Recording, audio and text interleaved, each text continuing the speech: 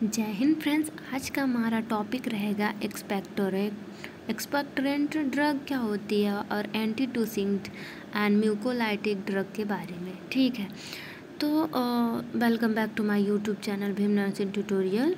हम इसको डिस्कस कर लेते हैं यहीं पे कि जो एक्सपेक्टोरेंट रहती है, जो हमें खांसी आती है, बोल सकते हैं कफिंग जो होती है। ठीक है, तो क्या होता है कि कफिंग 2 टाइप्स की होती हैं, जैसे कि हमारी सूखी खांसी होती है और क्या होता है कफ वाला खांसी, जो म्यूकस का सिक्रेशंस होता है खांसी के वक्त।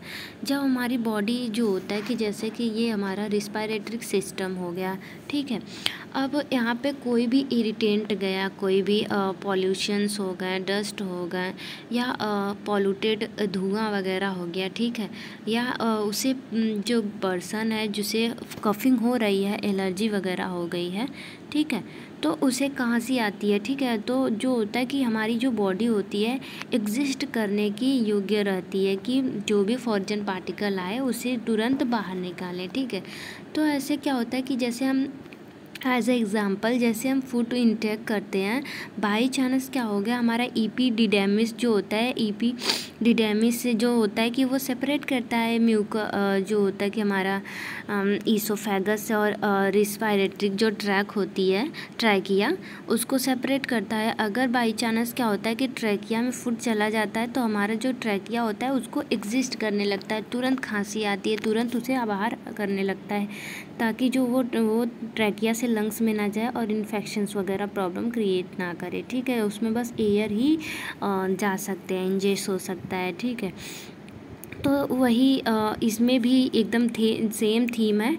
तो क्या होता है कि एग्जिस्ट करता है हमारा लंग्स जो होता है कि फॉरेन पार्टिकल्स को एग्जिस्ट करता है, जो एग्जिस्ट करने के रिफ्लेक्ट करने के टाइम पे जो आवाज़ आती है और जो भी म्यूकस वगैरह होते हैं वो स्क्रीट आउट होते हैं थोड़े बहुत। क्या होता है कि जो नॉन म्यूकसिंग होती है, बोल सकते हैं कि नॉन प्रोटेक्टिव होते हैं। ठीक है, तो उसमें म्यूकस नहीं आती हैं, तो क्या होता है कि ये आवाज़ जो निकलती है उसी को कहते हैं कफ। ठीक है, तो लेट्स स्टार्ट द वीडियो। तो फर्स्ट वन क्या होता है कि हमारा एक्सपेक्टोरेंट जो ड्रग होता है, जब हमारा क्या होता है कि किसके साथ, म्यूकस के साथ जो खांसी आती है। ठीक है, जो म्यूकस का फॉर्मेशंस हो जाते हैं, उसका सिक्रेशंस हो जाता है, तो उसमें क्या करते हैं, ये मेडिकेशन देते हैं। ठीक है, अगर म्यूकस का सिक्रेशंस नहीं हो रहा है, सूखी खांसी हो रही है, ठीक है, जिसको बोलते हैं कि हिंदी में बोलते हैं को, हमने इंटर में बायोलॉजी में पढ़ा होगा, कुकुर खांसी या बोल सकते हैं हुपिंग कफ। तो उस कफिंग में क्या करते हैं कि एंटीटसिंग्स क्या होता है कि ड्रग प्रोवाइड करते हैं। म्यूकोलाइटिक सेम टू एक्सपेक्टोरेंट जैसे है। ठीक है, म्यूकोलाइटिक मतलब तोड़ना होता है या ब्रोक डाउन करना होता है, तो ये म्यूकस को ब्रोक डाउन करती है। ये भी मेडिसिन हेल्प करती है कफिंग में। ठीक है, तो चलते हैं इंट्रोडक्शंस की तरफ।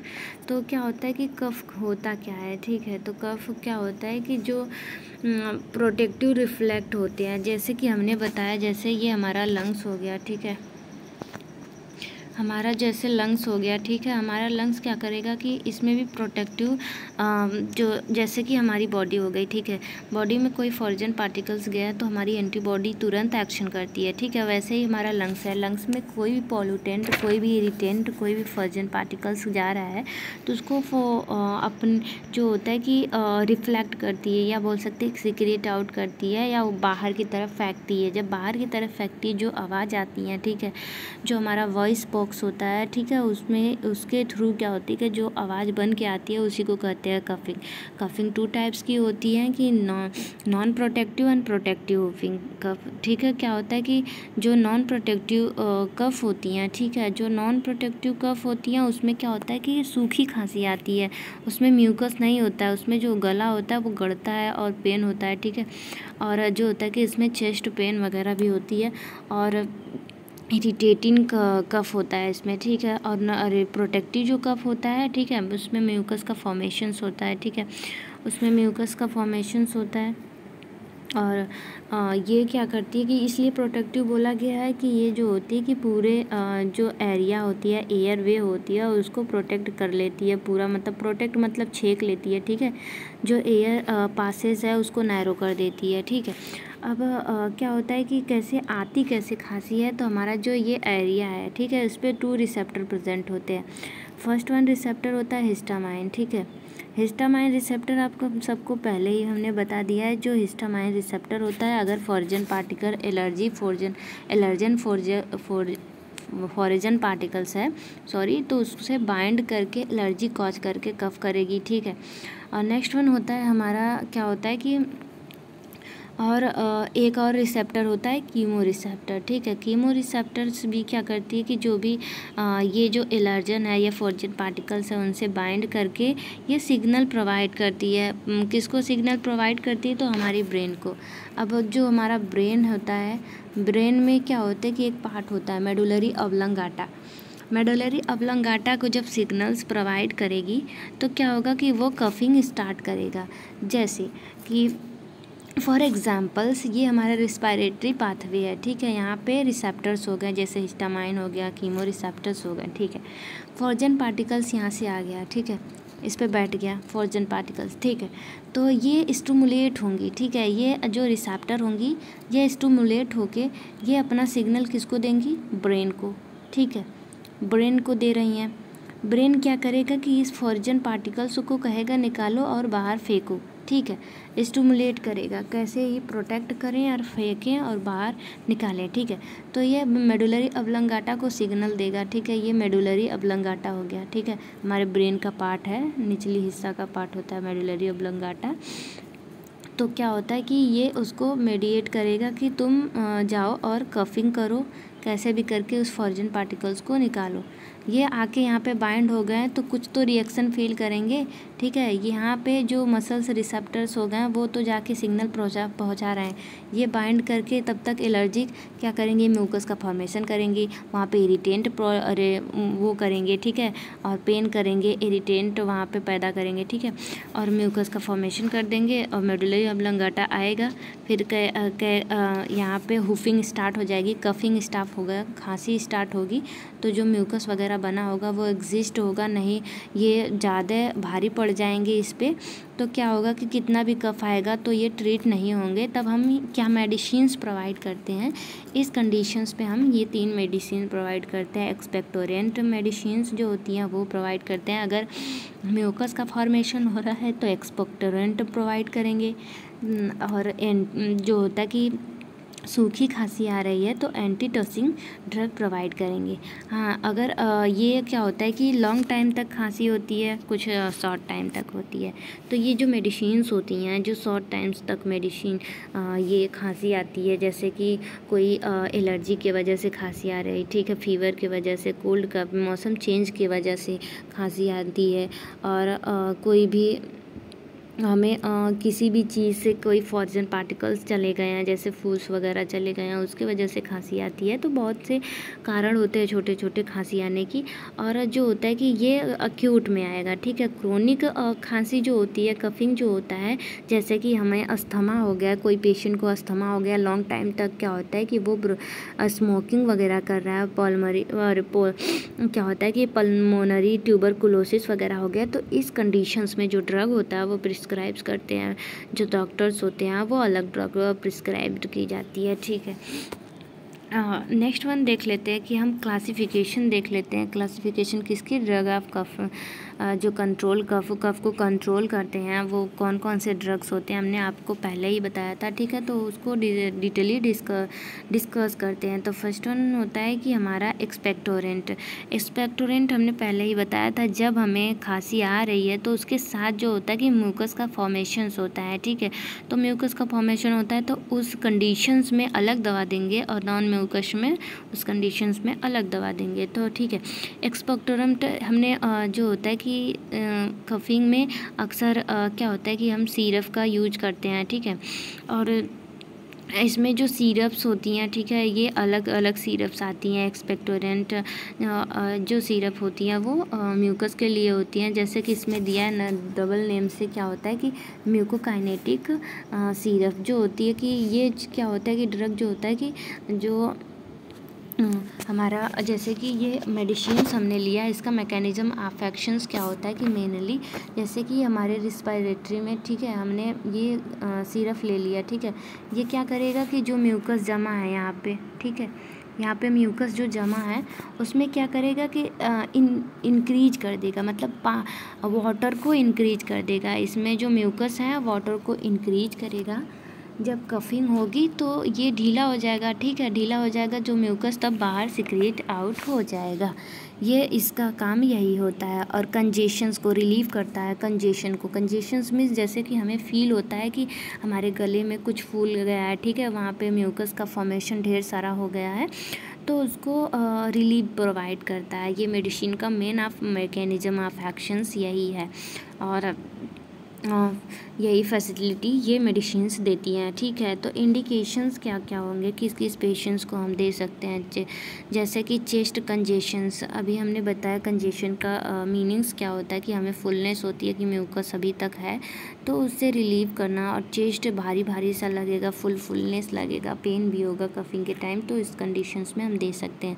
अगर हमें कफिंग हो रही है, या बोल सकते हैं कि खांसी हो रही है विथ कफ, या बोल सकते हैं कि म्यूकस या स्पूटम्स, ठीक है, सॉरी स्प्यूटम्स, कफिंग स्प्यूटम्स, ठीक है, तो उस कंडीशंस में हम देते हैं। नेक्स्ट वन होता है कि हमारा ब्रोंकिटाइटिस। अगर ब्रोंकियल्स में जो होता है कि हमारा पार्ट होता है लंग्स का, ब्रोंकियल्स हमने एनाटॉमी एंड फिजियोलॉजी में डिस्कस करा होगा, तो क्या होता है कि ब्रोंकियल्स जो पार्ट होते हैं उसमें इन्फ्लामेशन इन्फेक्शंस होंगे, तो क्या होता है कि उस कंडीशंस में दे सकते हैं। अगर इन्फ्लामेशन किसी इरिटेंट के कारण या किसी प्रॉब्लम्स के कारण क्या होंगे, अगर वहाँ पे म्यूकस का फॉर्मेशंस वगैरह हो गए, तो सेम कंडीशंस इसमें भी आते हैं।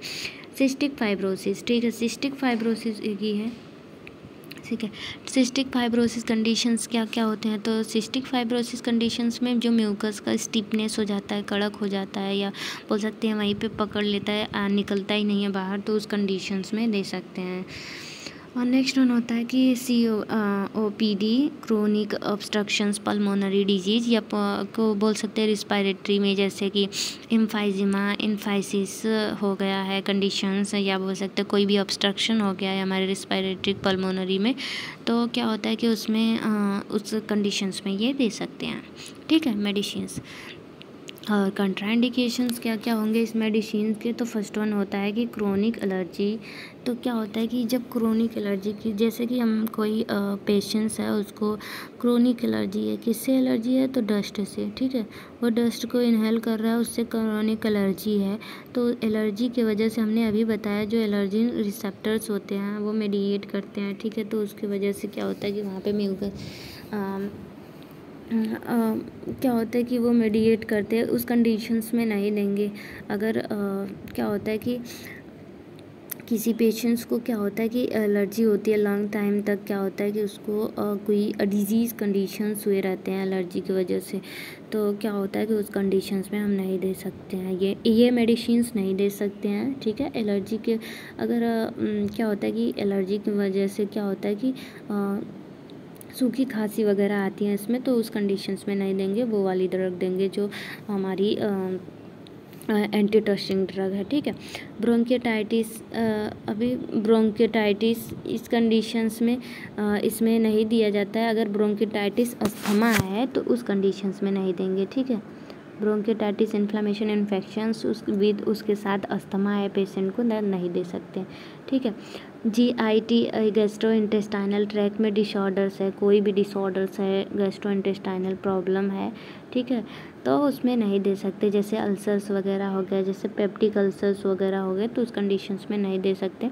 अगर जो पेशेंट है वो प्रेग्नेंट है, ठीक है, ब्रेस्ट फीडिंग करा रही है, तो उस कंडीशंस में हम नहीं दे सकते मेडिसिन्स को।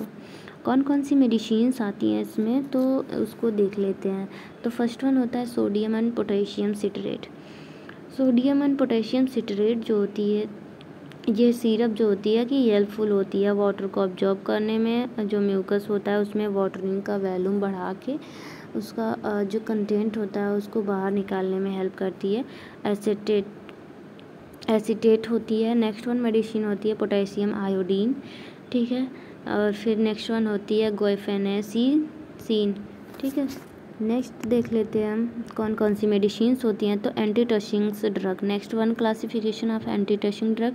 ये मैकेनिज्म ऑफ एक्शंस क्या होते हैं, इनके मेन मैकेनिज्म ऑफ एक्शंस होते हैं। ये ब्लॉक करती हैं, किसको ब्लॉक करती हैं, तो ये सिग्नल्स को ब्लॉक करती हैं कि जैसे कि हमारा ये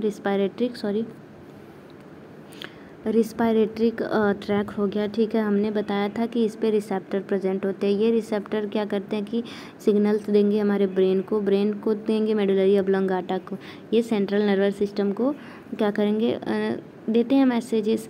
तो ये क्या करेगी कि यहाँ से खांसी करवाएगी, ठीक है, म्यूकस का फॉर्मेशन कराएगी कि म्यूकस के थ्रू क्या होगा कि जो फॉर्जन पार्टिकल्स हैं, ठीक है, जो नहीं म्यूकस का फॉर्मेशंस नहीं कराएगी इसमें, जो भी खांसी वगैरह कराएगी, ठीक है, इसमें म्यूकस का फॉर्मेशन नहीं कराती है, ठीक है। तो म्यूकस का फॉर्मेशन क्या करेगा, यहाँ से क्या होता है, जो वहाँ की मसल्स होती हैं वहाँ से होता है, ठीक है। तो ये फॉर्मेशन नहीं कराती है, ये बस कराती है हुफिंग। तो कफिंग कराती है। तो कफिंग को रोकने के लिए ये मेडिसिन्स दी जाती है कि ये जो सिग्नल्स है वहाँ से यहाँ तक नहीं आए और कफिंग ना कराए, ठीक है। कफिंग नहीं कराएगी तो क्या होगा कि मेडुलरी ऑब्लोंगाटा जो होती है कि वहाँ पे मैसेजेस नहीं भेजेगा, ठीक है।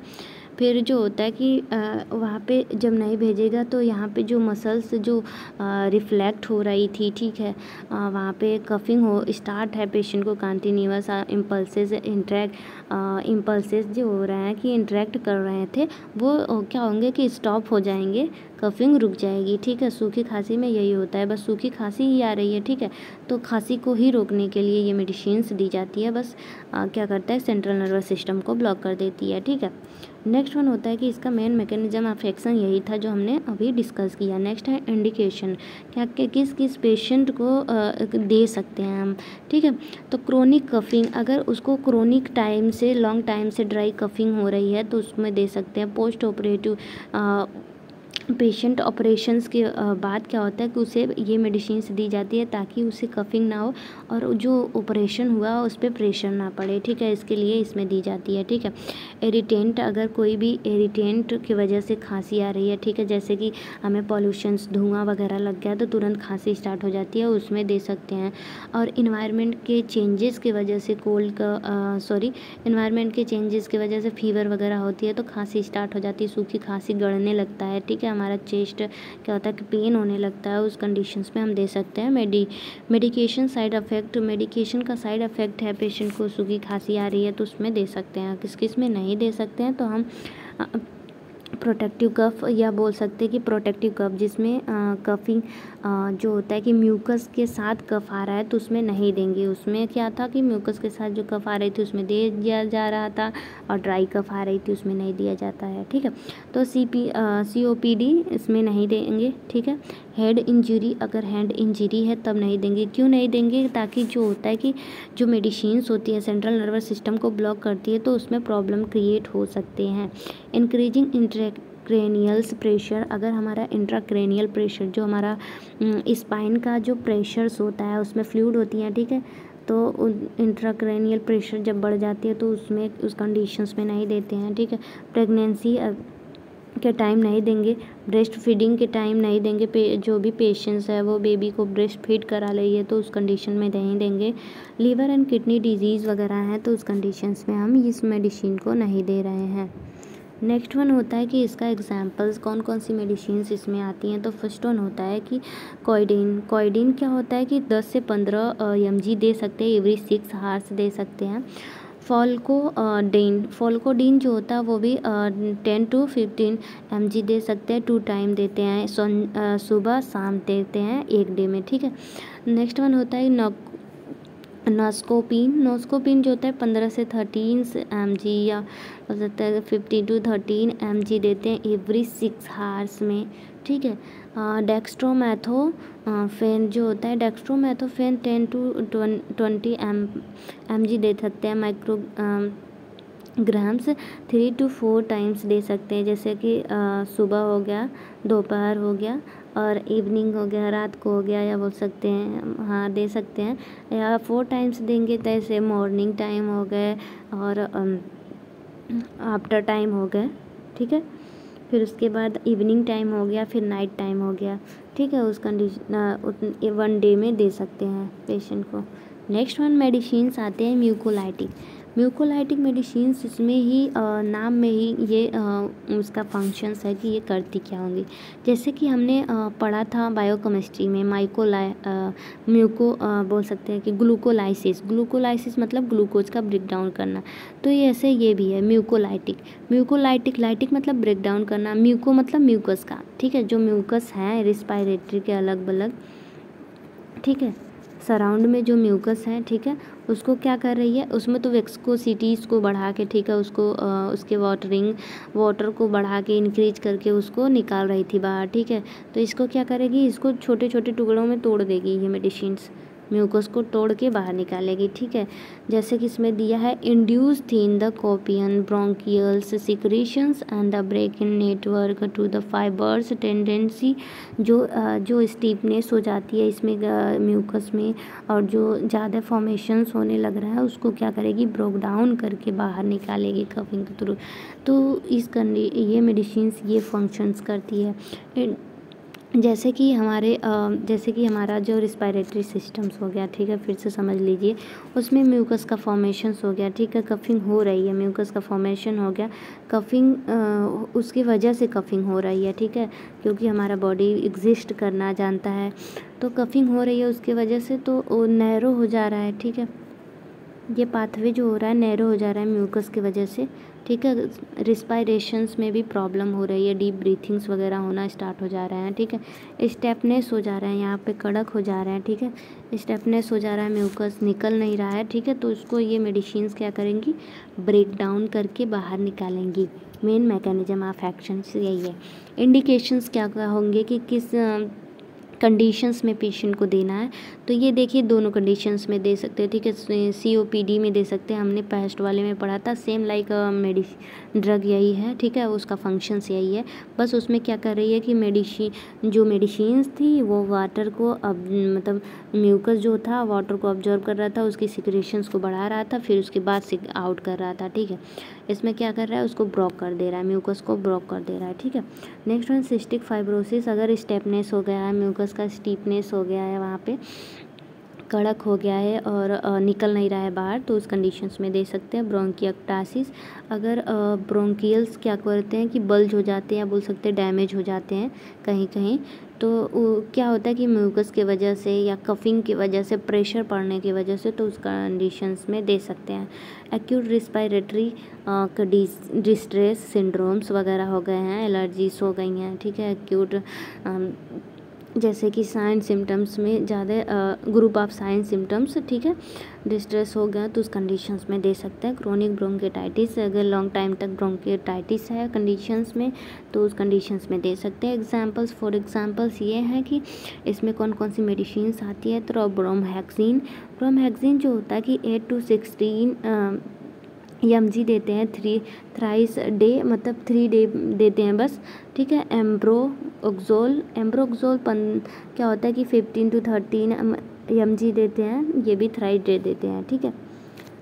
नेक्स्ट वन देख लेते हैं साइड इफ़ेक्ट क्या क्या होते हैं। तो इफ़ेक्ट जो होता है कि साइड इफ़ेक्ट जो होता है कि GI ट्रैक अपसेट हो जाएगा अगर मेडिसिन्स ये लॉन्ग टाइम तक हम दे रहे हैं। ये सिरप जो होता है कि लॉन्ग टाइम तक हम बच्चों को या कोई पेशेंट है उसको दे रहे हैं, तो वो GI अपसेट हो जाएगा, अब्जॉर्प्शंस सिक्रीशंस वगैरह वो सब अपसेट हो जाएंगी, ठीक है। लैक्रिमेशंस होगा, ठीक है, हमारे टीयर से लैक्रिमेशंस होगा, ठीक है। हाइपर सिक्रीशंस होंगे, हाइपर सेंसिटिविटीज़ रिएक्शंस वगैरह कॉज कर सकते हैं। आपने ही हाइपर सेंसिटिविटी रिएक्शंस में क्या क्या होता है कि हमारी एंटीबॉडीज़ होती है हमें ही अफेक्ट करना स्टार्ट कर देती है, ठीक है। रिस्पायरेटरी डिप्रेस्ड हो सकते हैं, जो रिस्पायरेटरी जो फंक्शंस है वो स्लो हो सकते हैं, ठीक है, वो डिप्रेस्ड हो सकते हैं, ठीक है। डाउन साइनस जो ड्राउनिस साइनस स्टार्ट हो जाएंगे, ठीक है। तो thank you class, thank you very much. Next topic देखेंगे नेक्स्ट वीडियो में, तब के लिए बाय बाय।